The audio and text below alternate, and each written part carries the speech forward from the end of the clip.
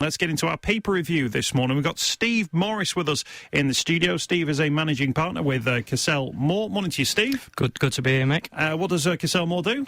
We do a multitude of commercial legal sectors. We do commercial litigation, we do family, we do employment, we do corporate, we do sports, and we do real estate. Okay, good answer. Sometimes I ask people, like, what is it you do for a living? And they sort of freeze and think, what is it that we actually do? I'm sure there'll be a lot of people there who ask me what I do for a living, but I know what they all do. Yeah, you had a nice bit of blurb worked out already. I like that. Steve, what have you picked out the papers for us this morning? Well, for obvious reasons, Mick, all the nationals are leading on the tragic airline story, the Malaysia airline story. They seem to be kind of focusing on the fact that the relatives were informed by text, which I think is it's kind of by the by, really. I mean, when you're talking about that number of potential victims, it's difficult to do it in the right way and to do it as diplomatically as possible.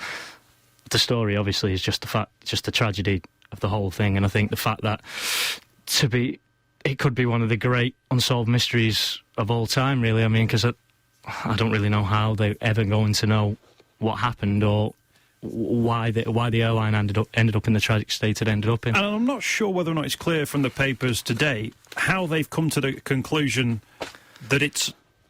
I mean, we know it's not in the air anymore because it's been 18, 19 days now. Yeah. But it's not quite clear. They're saying those satellite images or satellite signals possibly have picked up this thing. And even the text message said that we have to rule out any other possibility. But there's no evidence. There's no fuselage. There's nothing that they've seen physically that actually says this is what happened to the plane as well. Well, I think they can model these things, but as you say, they're never actually going to really know. I just think you just kind of wish they could just leave them to it now and let the people grieve. But it as I say, it will be one of the great unsolved mysteries. So it's going to garner so much press coverage for months and years that it's the families, really, you think about. I mean, they're never going to have the opportunity to just grieve in solitude, really. And just on that, the text message and telling people by text message, it was quite a sort of a reasoned statement. It wasn't a case of, we've suddenly got this information, let's try and break it to the media. It was sort of a measured argument and a measured case of evidence based on satellite images and information they received over a number of days. So they could have got the families together into one big room and kind of said it rather than, oh, by the way, your text, you thought your family were dead, turns out they are. It's some thoroughly unpleasant thing to read on the text message. The problem is, though, Mick, I mean, news is so quick. Twitter, 24-hour news, top journalists like you get stories so quick that you can't. These people can't be behind the news, can they? They had to get it out to the families as soon as possible, and arguably or ideally ahead of the news. I mean, you can't win, can you? From their perspective, as I say, all the papers are focusing on the fact they heard by text, but I think it's by the by, really. I mean, the story is obviously the investigation. But crucial. The story for us is, but the story for them is, your loved ones disappeared for 19 days and nobody knows where they are. Nobody's telling you anything. And then the next thing you know, you get a text message saying, oh, they're dead. Yeah. It's an interesting one. We've got Steve Morris with us from Cassell Moore. He's one of the managing partners and he's our paper reviewer this morning. What else have you picked out for us? Well, from this morning's Guardian, Mick, on the front page, there is a story regarding Europe's dependent generation stuck with mum and dad. Now, obviously, this has been in the UK for quite some time.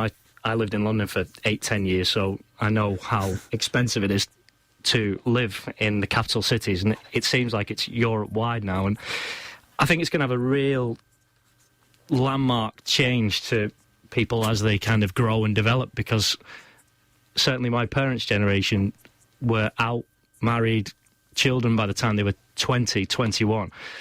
Well, if you're a young adult now living at home at 34, 35, it can't help but change our development as humans, I would have thought. Well, it's harder to take a girl home. Yeah, no, absolutely, it certainly is. Yeah. So I mean, what's the inference from that it means that what we're going to have people buying houses, presumably their first-time houses, they might buy when they get to the age of 40 and beyond, or do they have to wait for mum and dad to die before they inherit a house or something? I imagine it's a combination of both, really. I mean, they have no choice. If you live in a capital city, certainly, as I say, when I lived in London, rent was super, super expensive. If you wanted to buy a property, certainly in Zone 1, Zone 2, you're looking at 400 grand-ish. It's not easy. It's almost impossible. So these people don't have an option.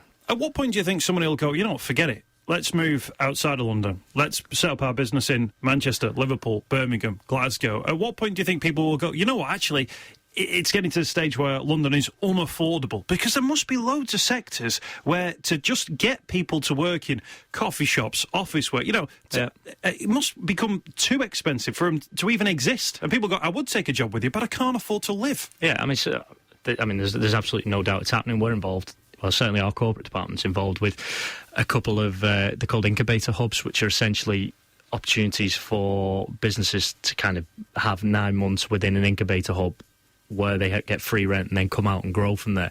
Now, they're popping up in Manchester, Liverpool. We're involved with one in Manchester called Tech Up.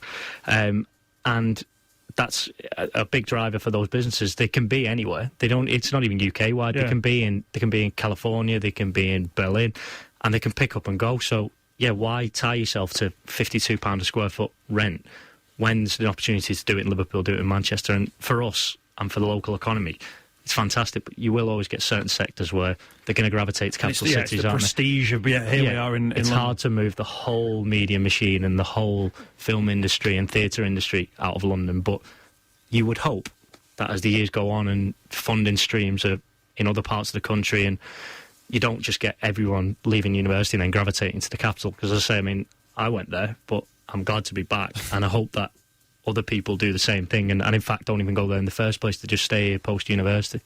What else have you picked out of papers this morning? Well, I mean, a big one that's in all the newspapers, but particularly in the more right-wing parts of the press, is David Cameron's pledge to slash inheritance tax, which will always play out well with their base, and will probably play out well with the people who are more likely to vote. More than likely, I mean, statistically, it tends to be older people that vote and vote consistently. So what is the inheritance tax? I know there has been campaigned in the right-wing press for a number of years now. What are they saying is going to happen? Well, I mean, they call it, the right-wing press tags it death tax, which is by the by, isn't it? I mean, it's just, that's just a tag they've put to it to make it sound even worse than it is. I think there's genuine arguments on both sides regarding inheritance tax.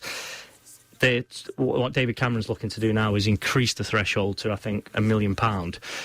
At the moment, it's 360 grand, 380 grand, something like that. Now, that's still a fairly high threshold. Yeah. But they're going to move it to £1 million. Now, if he does that, that will significantly cut the number of people who are subject to inheritance tax. Arguably, it'll cut the amount of money into the exchequer. Well, we need our tax revenues at the moment. So I think, as I say, I think there's probably arguments on both sides, but I think it's definitely a political play from the Conservatives, because that will play out all day long well in the right-wing press and also with their base. Yeah, and almost just a year and a bit before there's a general election. Yeah, it's not bad time. No, we've got a minute left. What else have you picked out? Well, I thought a little bit more of a light-hearted one is from today's Daily Star, which is the first £1.50 pint pub, which is essentially they're calling it the pound pub. So I don't know that's the best thing for the NHS, but I think there'll be a lot of people quite happy that these pubs are popping up everywhere. I say experience in London, where it's £4, £5 for a pint of beer. I think people will be quite happy with the pound pub. Yeah, I think this was in Stockton-on-Tees, isn't it? It certainly is, yeah. An area in the northeast. The northeast, of course, has got big problems at the moment. I don't know about you. Did you presume you went to university? I did, yeah. You'll remember £1 a pint now. I do. Yeah. Now, that was being phased out when I was at university, like 2000 to 2003, because it was kind of getting to the stage where pounds were going up to £2.80 and so on and so forth. Yeah. I wonder how you do it.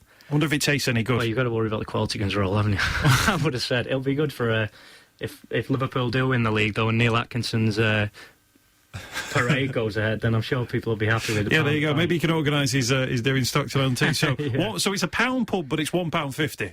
I know, it's bizarre, isn't it? Yeah. But I'm sure it'll get people through the door. Yeah, I'm absolutely certain that it would, at least just to try it, just to see whether or not it's any good. It's good PR, isn't it? I mean, we're talking about it, so it's done the job. Absolutely. And we're out of time. Steve, thank you for your time today. Fantastic. Thank you very much for your time, Mick. Steve Morris, our paper reviewer this morning from Cassell. He's one of the managing partners, and our paper reviewer this morning